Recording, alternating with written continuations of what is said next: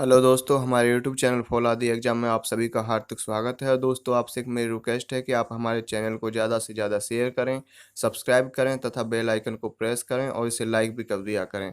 तो आज 23 सितंबर 2020 के करंट अफेयर्स का फर्स्ट क्वेश्चन है। नेपाल का संशोधित मानचित्र जिसमें लिपुलेख, काला पानी और लिपियाधुरा का भारतीय क्षेत्र शामिल है, निम्नलिखित में से किस भारतीय राज्य से संबंधित है? तो दोस्तों, इसका आंसर जो है हमारा ये है डी, उत्तराखंड। तो ये जो अभी नेपाल ने जो अभी विवादित नक्शा जारी किया है, इसका जो ये उत्तराखंड से संबंधित है। तो नेपाल के नए संशोधित मानचित्र में भारत के लिपुलेख, काला पानी और लिपियाधुरा क्षेत्र को नेपाल का हिस्सा बताया गया है। और दोस्तों, इसमें विवाद का कारण क्या है? तो काला पानी कैलाश मानसरोवर पर एक घाटी है जिसमें भारत द्वारा उत्तराखंड के पिथौरागढ़ जिले के एक भाग के रूप में प्रशासित है, लेकिन 1997 से नेपाल द्वारा दावा किया गया है कि लिपुलेख दर्रा, जो भारत के उत्तराखंड राज्य और चीन के तिब्बत क्षेत्र के बीच सीमा पर स्थित दर्रा है। नेपाल ये दर्रा जो है, इसका जो दक्षिणी भाग है, जिसे काला पानी कहा जाता है, को अपना भाग मानता है। तो फिलहाल में विवाद का ये कारण बना हुआ है और इस विवाद के कारण ही नेपाल ने अपना नया विवादित नक्शा जारी कर इसे अपना क्षेत्र बताया है। तो इसी के साथ हमारा आज का नेक्स्ट क्वेश्चन है। हाल ही में समाचारों में देखा गया ब्रूसिलोसिस क्या है? तो ये ब्रूसिलोसिस जो है, इसका आंसर है हमारा बी। तो ये एक जीवाणु रोग है जो कि हम ब्रूसिलोसिस एक जीवाणु रोग है जो मवेशियों, मतलब मवेशी जैसे कुत्ता, सूअर, बकरी, भेड़ आदि के जो संक्रमित करता है। इन मतलब ये मवेशी जो हैं, इनको संक्रमित करता है ये रोग है ब्रूसिलोसिस। और यह रोग जानवरों में दूषित उत्पाद खाने से फैलता है। अब ये समाचारों में क्यों बना हुआ है? तो चीन के लांचो शहर में स्वास्थ्य आयोग देश में ब्रूसिलोसिस बैक्टीरिया के फैलने की खबर की पुष्टि की है, जो पिछले साल एक बायोफार्मास्यूटिकल कंपनी के रिसाव के कारण हुआ था। अब डब्ल्यूएचओ के अनुसार संक्रमित बकरियों या भेड़ों से अधपका दूध या पनीर लेने के कारण बीमारी के ज़्यादातर मामले सामने आए हैं। मतलब डब्ल्यूएचओ ने घोषणा की है कि अधपका दूध जो है या पनीर लेने से बीमारी के मामले सामने आए हैं। इसी के साथ हमारा नेक्स्ट थर्ड नंबर का क्वेश्चन है। कंपनी संशोधन विधेयक 2020 के संबंध में निम्नलिखित कथनों पर विचार करें। तो दोस्तों, इसमें हमारा फर्स्ट और सेकंड जो सही है और थर्ड वाला गलत है। तो इस तरह का जो क्वेश्चन होता है उसमें पूछता है कि उपयुक्त कथनों में से कौन सा सही है। तो इसमें फर्स्ट और सेकंड सही है, जबकि थर्ड वाला गलत है। तो फर्स्ट वाला ऑप्शन क्या है हमारा? विधेयक को कॉरपोरेट मामलों के मंत्रालय द्वारा पेश किया गया है, जबकि ये सही है। और सेकंड वाला क्या है? कंपनी अधिनियम 2013 में संशोधन करके विभिन्न अपराधों को अपराध श्रेणी से हटाया जाएगा। तो ये भी हमारा सेकंड वाला भी सही है। जबकि थर्ड वाला है, विधेयक कुछ निर्दिष्ट कानूनों के संबंध में समय सीमा और छूट दंड का अनुपालन करते हुए अनुपालन से संबंधित छूट प्रदान करेगा। जबकि ये वाला जो ऑप्शन है हमारा थर्ड नंबर का, ये गलत है। तो इस तरह के जो क्वेश्चंस होते हैं, इसमें पूछता है कि उपयुक्त कथनों में से कौन सा सही है। तो ये इसी के साथ हमारा नेक्स्ट फोर्थ नंबर का क्वेश्चन है। महिला एवं बाल विकास मंत्रालय और किसके बीच कुपोषण को नियंत्रित करने के लिए एक समझौता ज्ञापन पर हस्ताक्षर किए गए हैं? तो इसका आंसर है हमारा ए, आयुष मंत्रालय।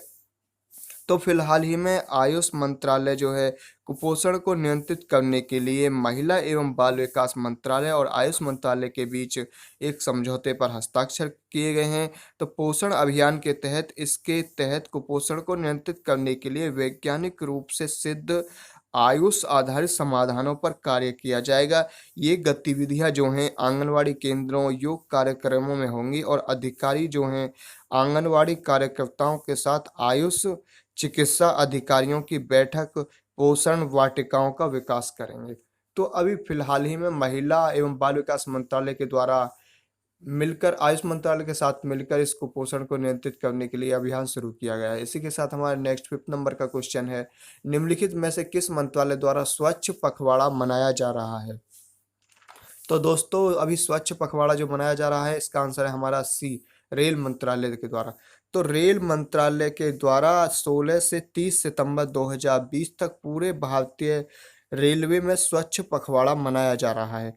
और स्वच्छ पखवाड़े के दौरान प्लास्टिक कचरे के प्रबंधन पर विशेष ध्यान देते हुए पटरियों, स्टेशन, ट्रेन, कॉलोनियों और अन्य प्रतिष्ठानों की व्यापक साफ सफाई का काम किया जा रहा है। तो दोस्तों ये स्वच्छ पखवाड़ा जो मनाया जा है, इसे रेल मंत्रालय के द्वारा मनाया जा रहा है और प्रेजेंट में जो हमारे रेल मंत्री हैं वो पीयूष गोयल हैं। तो रेलवे ने घोषणा की है कि इसे फिलहाल में स्वच्छ पखवाड़े के रूप में मनाया जाएगा। और दोस्तों स्वतंत्र भारत के जो पहले रेल मंत्री थे वो थे जॉन मथाई, और पहली रेल सेवा जो स्टार्ट की गई थी वो 1853 में भारत में मुंबई से ठाणे के बीच स्टार्ट की गई थी। और इसी के साथ हमारा नेक्स्ट 6 नंबर का क्वेश्चन है, स्क्वायर किलोमीटर एरे एस के एक कार्यक्रम जो दुनिया की सबसे बड़ी रेडियो दूरबीन का निर्माण करने वाली एक अंतर्राष्ट्रीय पहल है, इसका नियंत्रण भारत में स्थित एक आईटी कंपनी द्वारा किया जाएगा। तो इसका आंसर है टाटा कंसल्टेंसी सर्विसेज। सर्विसेज मतलब टाटा कंसल्टेंसी सर्विसेज, इसका आंसर है टीसीएस। तो टीसीएस स्क्वायर किलोमीटर एरे कार्यक्रम दुनिया की सबसे बड़ी दूरबीन का निर्माण करने वाली अंतर्राष्ट्रीय पहल में मुख्य भूमिका निभाने वाली कंपनी बन गई है। इसे टीसीएस द्वारा डिजाइन और निर्मित नियंत्रण प्रणालियां होंगी, और इसमें दूरबीन का जो निर्माण है वो 1 वर्ग किलोमीटर से अधिक होगा, इसलिए इसका नाम किलोमीटर सरणी है। यह दक्षिण अफ्रीका में बनाया जाएगा।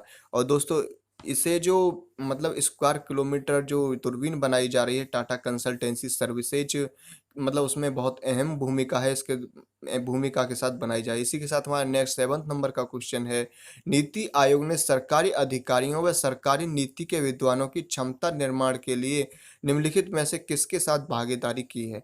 तो दोस्तों हमारा इसका आंसर है B, Indian school of public policy, ISPP. तो अभी नीति आयोग ने Indian school of public policy के साथ मिलकर अधिकारियों व सरकारी नीति के विद्वानों की जो मतलब प्रशिक्षण या क्षमता निर्माण के लिए अभी उनके साथ भागीदारी की है। तो इस साझेदारी में सरकारी अधिकारियों व सरकारी नीति के जानकारों के प्रशिक्षण, सलाह तथा क्षमता निर्माण के लिए साझेदारी की है।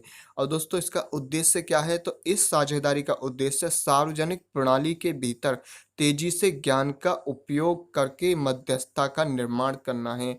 तो इसमें इन सरकारी अधिकारियों को प्रशिक्षित किया जाएगा Indian school of public policy के साथ, आईएसपीपी के साथ। इसी के साथ हमारा नेक्स्ट 8 नंबर का क्वेश्चन है, कृत्रिम बुद्धिमत्ता मतलब कृत्रिम बुद्धिमत्ता, ब्लॉकचेन और साइबर सुरक्षा नीतियों को शुरू करने वाला भारत का पहला राज्य या केंद्र शासित प्रदेश कौन सा है? तो इसका आंसर है हमारा तमिलनाडु।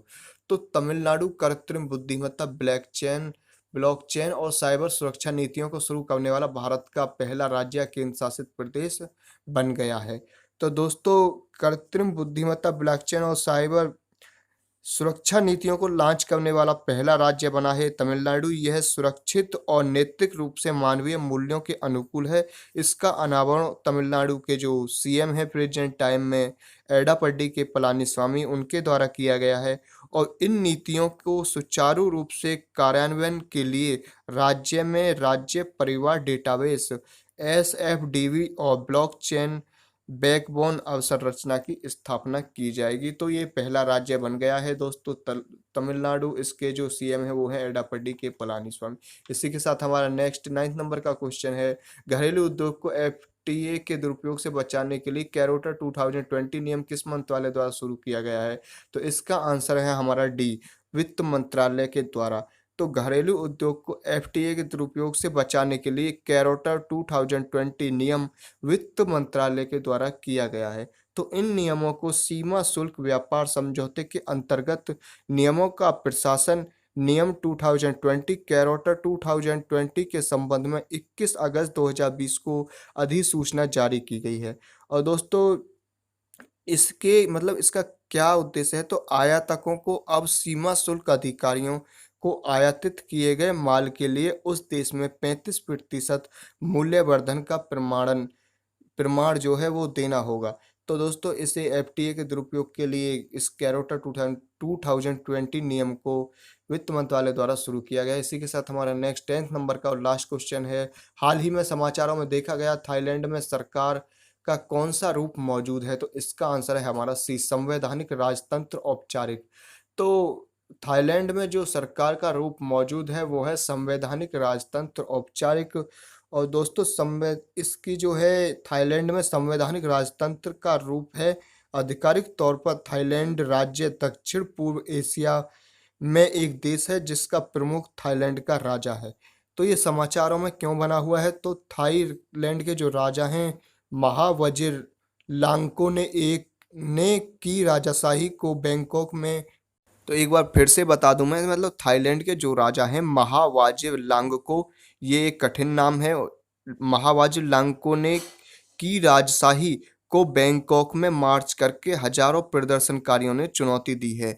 वो उनकी मांगे हैं कि वो अपनी मांगे जो प्रस्तुत कर रहे हैं, जिसमें उनकी शक्तियों पर अंकुश लगाने के लिए सुधारों का आह्वान शामिल है। छात्र विरोध प्रदर्शन में राजनीतिक व्यवस्था में सुधार चाहते हैं। तो दोस्तों, इसी के साथ हमारा ये आज 23 सितंबर का लास्ट क्वेश्चन था 10th। जैसा कि आपको पता है, हम डेली 10 क्वेश्चंस का वीडियो अपलोड करते हैं यूट्यूब पर।